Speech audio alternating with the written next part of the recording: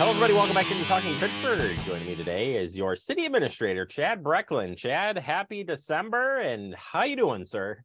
I am well, Jeremy. How are you doing on this somewhat snow-covered day? It is snow-covered. We're about to get some rain here, which, thinking that if this was not a rain event, this would have been a pretty substantial snowstorm. We're kind of dodging a bullet in one sense, but Yeah. I saw a thing yesterday about white Christmas, white. I'm like, well, I don't know if that's going to happen or not. You never know. And they were showing the statistics, and it's actually pretty even for all the years. So, Do you have a for what it's worth? I mean, for your listeners, Jeremy, are you going to predict a white Christmas right now or not? I do love the weather. And if you ask my staff, they would say Jeremy loves the weather. But I am having a hard time thinking that there will not be a white Christmas this year. Thank you. You heard it here. There you go. I Mark also it am down, hoping, folks. Mark it down. while I do hope and think it will be, I hope that our crews don't have to be plowing during the holidays. So I will say that because they do a great job. And I'd like everybody to be home with the families that can be during the holiday season.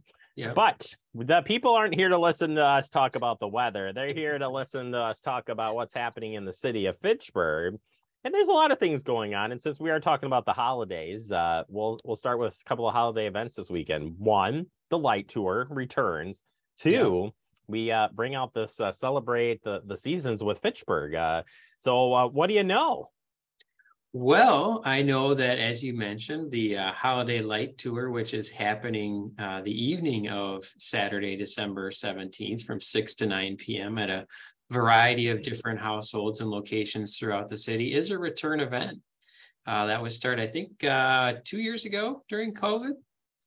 We were just trying to figure that out at a staff meeting yesterday. It's like, is this the third year already, or is it the second? We're like, it's third year. I'm thinking it's the third year too. And that is a great opportunity for folks to drive around our community and see how others tend to celebrate the season with the lights that they have on their house or business or other decorations that they may have.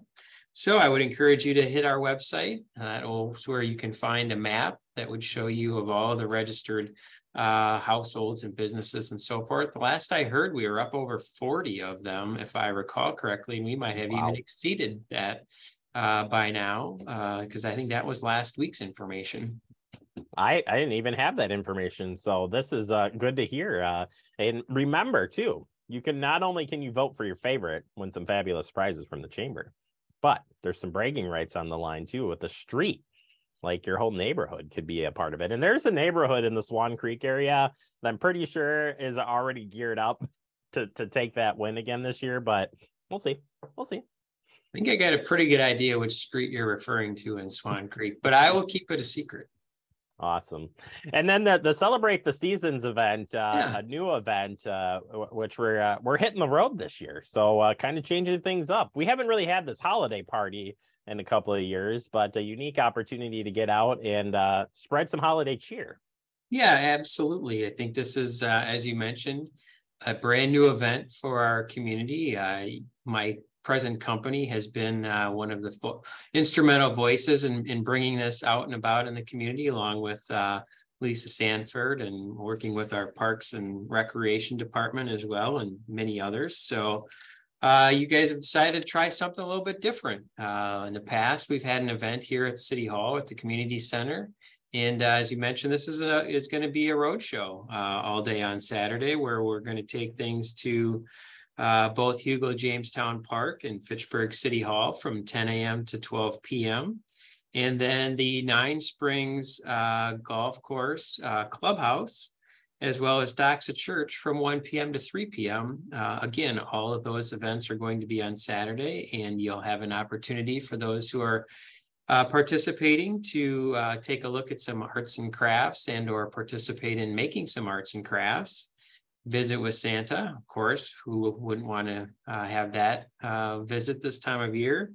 And then an opportunity for some drinks and snacks. Of course, we always like to feed folks when we can.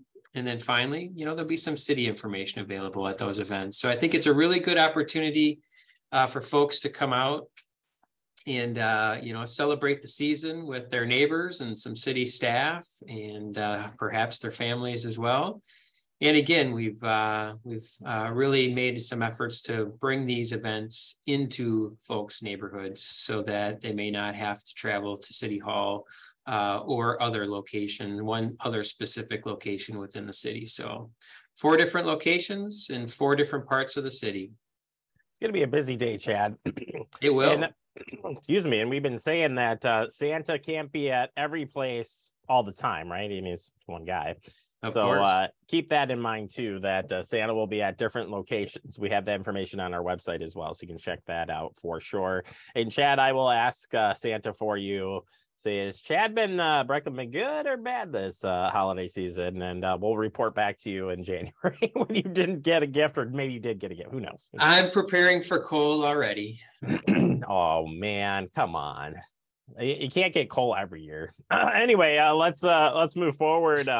The holiday season also, and this is a very hard transition, but it is the season for tax bills, and there's no hiding it. I mean, it's coming. We're anticipating these to drop December 15th, but annual tax bills, what do you know on that front? Yes, the tax bills are actually being mailed today, December 13th. So I'm apologize if I've messed up the timing of my interview here with that information, but they are going out on Tuesday the 13th, and typically we have them out probably a little bit earlier than we do this year, and that's due to the some items that had to be resolved with the Town of Madison attachment. There's some unique circumstances and factors at play this year that we're not anticipating will be in play next year, since we will have obviously attached the entire Town of Madison for a full year as we head into 2023's tax bill season. So it's a little bit unique in the delay and some of the issues, but again, those bills have gone out or will go out today. And there's plenty of information that's being shared, not only in an insert with each tax bill, but also that will be available on our city website, as it always is. And I know our finance director, Misty Dodge, will be appearing on Fact TV to talk about the tax bills as well. So if anyone has any questions, comments, or other concerns, by all means, I encourage them to contact City Hall. They can, speak with finance. They can speak with the assessor's office. They can speak with me. They can speak with an elected official, drop an email, whatever the case may be that's most convenient for them. If they have any questions whatsoever, we will have that interview coming out here real quick. And yes, there will be some information that's part of the tax bill that will explain, especially for residents in the Town of Madison. We definitely want them to have a better understanding, too, of what's going on.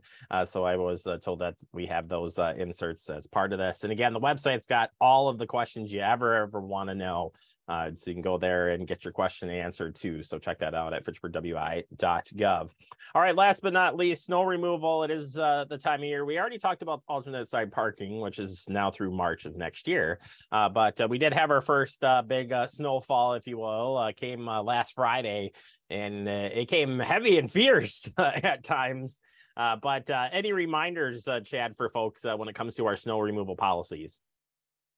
Yeah, so, the type of snow can obviously factor into the city crew's ability to remove that in a timely fashion. And when we have wet, heavy snow like we had last week on Friday, and I think in total there was around 4 inches, and, coming down in pretty good intensity there for a while also, that does create some challenges in the timely snow removal. So I do ask for folks to be patient. They are certainly welcome to contact City Hall or submit an inquiry via our website or via email if they happen to have an area where we may have missed or we may not have done the best of quality on that. And we'll take a look at that and see how we can best address that particular situation. We do also have at least a couple new plow drivers this winter time. So in addition to them learning the skills of being a plow driver in their first snowfall on Friday, the rest of our plow drivers, it's probably a little bit like riding a bike, but you still got to get back on that bike and kind of get back into full swing again. So, I know our highway crew does an outstanding job overall.